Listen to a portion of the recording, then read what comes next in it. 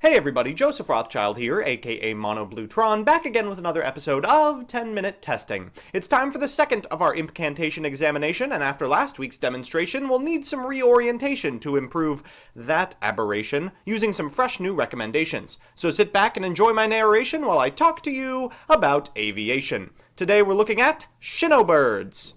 So here's the list, and I can already feel the ulcers that flare up every time I play a 60-card deck receding back into my stomach lining where they belong. As always, I'll give you a little bit of background about the archetype, a little bit of a discussion about what I hope the deck can do, and as always, the card by card. So firstly, for those of you that don't know, SHINOBIRD is an archetype literally 9 cards deep of ritual spirit monsters. If you're already cringing, that's fine, I don't blame you. Rituals are pretty well known for their heavy investment, and not much feels worse than dumping all of your money into something just to watch it rot in your hand during half the game. They're truly the Yu-Gi-Oh! Equivalent of Bitcoin. Their associated support monsters aren't particularly noteworthy, they don't really interact with their bosses at all, they're just mediocre good stuff cards. The spells and traps afforded to the archetype aren't anything to write home about either, and their ritual spell doesn't even immediately win you the game. Sheesh, take a page from Necroz. Despite all these downsides, however, the SHINOBIRD rituals are arguably the best ritual monsters ever printed. The husband, Baron, returns 3 monsters your opponent controls to the hand, and the waifu, Baroness, returns 3 spells or traps.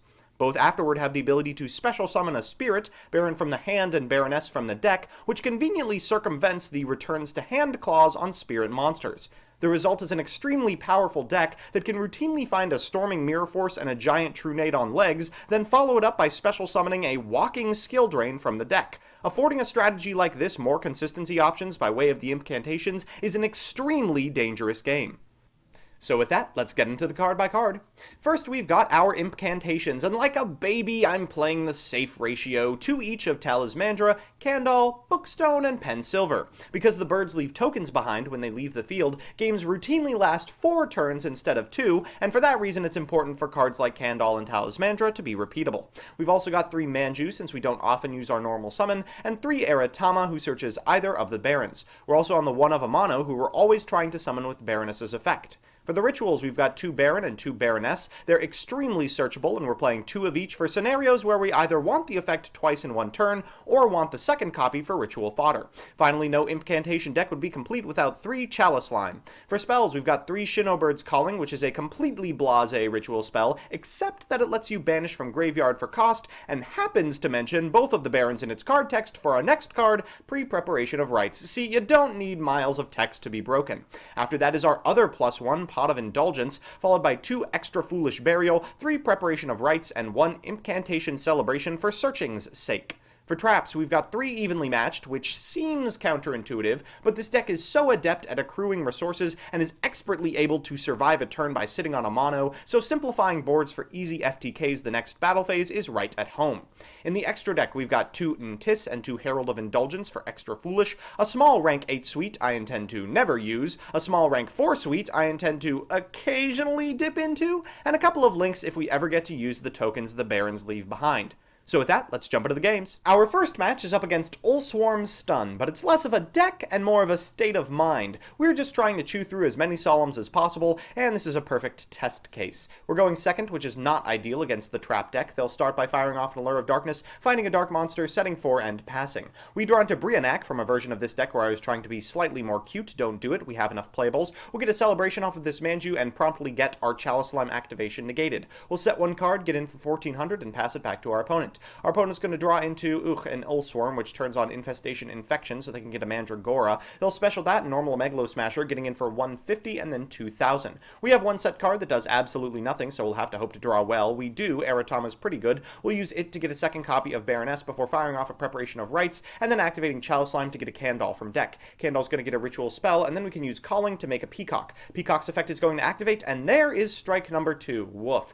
Well, we'll pass it back to our opponent once again, and hope that we don't die. At end step, they're going to go ahead and use Infection to get another Ulswarm to their hand, then they'll fire off an Allure of Darkness, banishing it, getting in for 2000 and setting a couple more cards, including another Solemn. We draw into, a Baron, so we can activate Chalice Lime, discarding our mono to get Bookstone. Bookstone's going to put the ritual spell back in our hand, and it'll get Judgmented. Woof. Well, thankfully we can do it from here. We have Celebration set, so we can still use the effect of Baroness. Get in for, oh my god, the last card was Storming Mirror Force. Well, we still have 3850, so we're probably not dead here. We're going to take 2,000 to the dome and have to hope to draw well. Off of the top we find... oh my god, Pot of Indulgence, what a fantastic card. We're going to banish 6 cards, of course, and what do we find but a Manju? That's going to end the game. Our second match is up against Necroz, a series of classically powerful ritual monsters who got a similar boost from Impcantations, but whose effects I refuse to read. We're going first, which is not ideal, but thankfully we have a pretty good opener. We're going to start by activating Pot of Indulgence, banishing 6 so we draw 2 cards. One of those is a Chalice Lime. We'll use its effect, discarding the other Indulgence, to get a Candle to our side of the board and a Celebration to our hand. We're going to use the Grave effect after special summoning Chalice Lime for a Pen Silver, adding the Chalice Lime back to the hand, plussing 2 for the overall turn, and passing it back to our opponent. They'll start by activating Pen Silver, getting a Candle from deck. Candle's effect is going to trigger, getting them a Kaleidoscope, and then Kloss is going to get a Cycle. Kaleidoscope's going to make a Catastor, and then Cycle's going to make a Valk. Valk will send the remaining Incantations, so good. Before they use Preparation of Rites, use Chalice Lime's effect to get a Talismander to their side of the board, and a second copy of Valk to hand with Brio. They'll get over our Chalice Lime for 400 and pass it back to us, so we have to play around a Valk in hand here. We're going to start by normal summoning a Manju. That Manju's going to get us a Shinobird's Calling. We'll use Chalice Lime to get a copy of Talismandra. That's going to add another Baron to our hand before we activate Celebration, getting a Pen Silver to our side of the board. The Chalice Lime back to our hand alongside Incantation Celebration. We'll use Peacock's effect to special summon the Walking Skill Drain Amano Iwato. Good luck Valking now, old man. Our third match is up against Pendulum, and hands like this are why I don't play Pendulum. Hey, you've got 2 negates. What could go wrong? Our opponent's going first. They're going to start by setting Scales, and then, well, basically Pendulum summoning their entire hand, 2 copies of Apex Avian, and a Gate 0. They'll then go into Absolute Dragon. Don't know about that one, Chief, but I will not be sending that to the graveyard. We're going to activate Pen Silver, which of course gets negated by the Apex Avian. That's fine, because afterwards we can normal summon a copy of Manju, getting ourselves a Shinobird Calling. That turns on the Bookstone, allows us to special summon a Devi Ritual Talismanager from deck, and get ourselves a copy of Shinobaron Peacock. We'll use its effect to return that Absolute back to the extra deck where it belongs and get in for 4,400. At end step, we're going to use the effect of Shinobaron Peacock to get a couple of tokens in exchange for returning him to our hand. Our opponent draws, and oh dang it, we're going to have to actually play the game. They're going to activate Supreme King Dragon Darkworm to get a Gate 2 hand, then they'll Pendulum summon the remainder of the cards in their hand before going into Electromite, destroying this copy of Oath Dragon Magician. They're then going to return this copy of Harmonizing that they added with Electromite back to their hand, so the next turn they can go off. We have to win now, but we should be able to. We draw into Pot of Indulgence, but we don't need to use it. We're going to use Manju's effect. That forces the negation out of our opponent. That's fine with us because, of course, we have a Pen Silver in hand. That allows us to special summon a Candle. That Candle is going to get us a copy of Shinobird Calling. We'll activate it to get Peacock on our side of the board, the Electromite back in the extra deck, and our opponent's life points down to 0. Our fourth match is up against... what is this? Mecha Phantom Beast? Why are we wasting... Okay. Our opponent's going first, so we'll see how this turns out. They're going to start by activating Danger Nessie. Of course, we miss, as always, and it makes it onto the board. Afterwards, they'll normal summon a Mega Raptor, make a Machina Fortress, then send a copy of O-Lion to grave, triggering that effect and Mega Raptor's effect as well, adding an O-Lion to hand. They're then making Tomahawk. Okay, that's pretty good. They're going to go into a Landfoe, followed by a Link Spider, followed by a Summon Sorceress, targeting the token to get a Barrel. The Barrel's going to make a Barredo. The Barredo's going to get a Barrel. That's a second Barredo, followed by a Nishi Pashi. That defense position change is going to draw 2 cards. Afterwards, they're going to overlay into Hope Harbinger, make Stardust Charge Warrior, and then O-Lion for O-Lion for... oh my god! What a setup! Alright, we should be able to beat it. We'll activate Aratama. Afterwards, we'll activate Foolish Mass Burial for Herald's effect. We'll then use Pen Silver to get a Talismandra from deck and a Pen Silver onto board. Talismandra is going to get us what else but another Shinobird. We're going to activate Calling, and of course that gets negated, but thankfully we do have Preparation of Rites. We'll go ahead and add a second copy of Shinobird's Calling to our hand and then activate the on-board effect of Shinobaron. That of course forces the activation of the Crystal Wing, but it is once per turn, so as long as we use this Candle to get a second copy of a Ritual Spell, we can use Shinobaron Peacock again and start getting in for damage. We're going to plus a little more with the Grave effect of Incantation Celebration before adding a copy of Shinobird's Calling back to our hand, so we have fodder for next turn. There's no way with that many garnets they can make that board again. Peacock returns to our hand, making a couple of copies of tokens on our side of the board. Our opponent's going to draw. They find an Ash just a little too late. They'll make Fortress once again, go down to 1,200, then attack over our tokens. After that, these 2 level 7s are going to become a Dracosack. Wow, Mecha Phantom Beasts doing what Mecha Phantom Beasts were intending to do. They're then going to Foolish Burial away a copy of Destrudo, chilling their life points to a cool 600 before going into Dawn Dragster. Wow, this deck is impressive. We'll fire off Pre-Prep, that gets ashed, but of course they can't negate everything. We'll normal summon a copy of Aratama to get us another Shinobird. We're going to activate Calling. They'll use their once per turn negation, but of course we have the second one for another copy of Shinobaron Peacock. We'll return everything and get in for lethal with Aratama. Weird. Alright, so it's time for Game 5, and you know what that means, a best of 3 versus meta. Because this deck has looked promising, we're playing against format superstar Sky Striker. Wish us luck.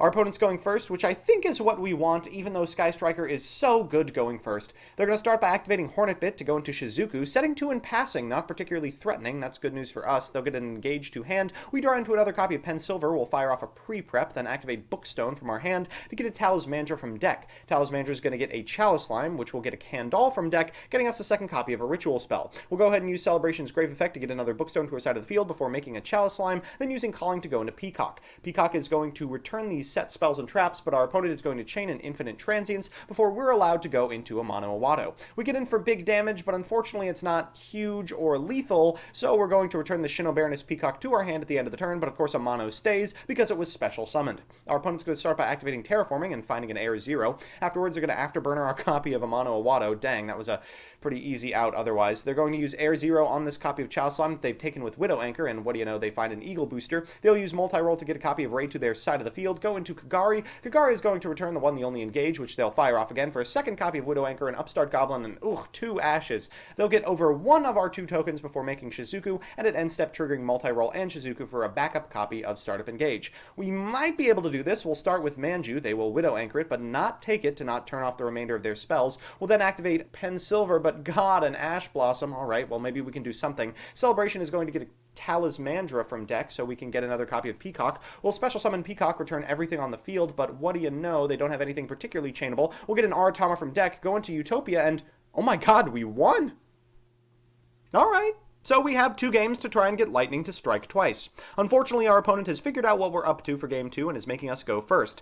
That really sucks, but hopefully we can set up a wall of blockers. We'll start by activating the effect of Manju to get a Chalice Slime, then use its effect for a Pen Silver, getting the card that we just discarded for cost. Just trying to plus here. We're going to activate Foolish Mass for a Herald in the graveyard and a Celebration to our hand. We'll use Candal's effect for a Talismandra from deck, getting us the other Shinob before we pass it back to our opponent and get conveniently into the range where Hayate kills us, but hopefully they won't notice or they'll think we're bluffing. They're going to activate Foolish and then fire off a copy of Brandish Startup Engage for 2, followed by a second one, an Area 0, destroying their set card, and of course they hit it, they always do, and oh my god, a third Startup Engage, will it ever end? They'll finally multi-roll for a copy of Ray by destroying this copy of Area 0, then, oh my god, they did miss it!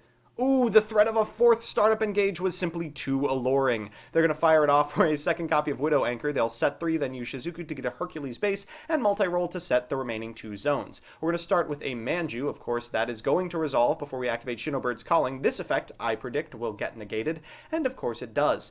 We're then going to activate Pre-Prep, but because it can get from Graveyard, it can be Belled. We'll then activate Chalice Slime to get Talismandra's effect, which of course will be Widow Anchored. We'll go into combat at the very least and get the Shizuku off board, but Eagle Booster is going to prevent its death, and we'll concede. Alright, so it's time for that all-important Game 3. We are going second as we desired, and our opponent's opener is... well, it's not great, but you never know how these hands end up with Sky Striker. They're going to fire off this Terraforming for a copy of Air 0. They're then going to set this copy of Metal Foes Fusion, hit the Air 0, and...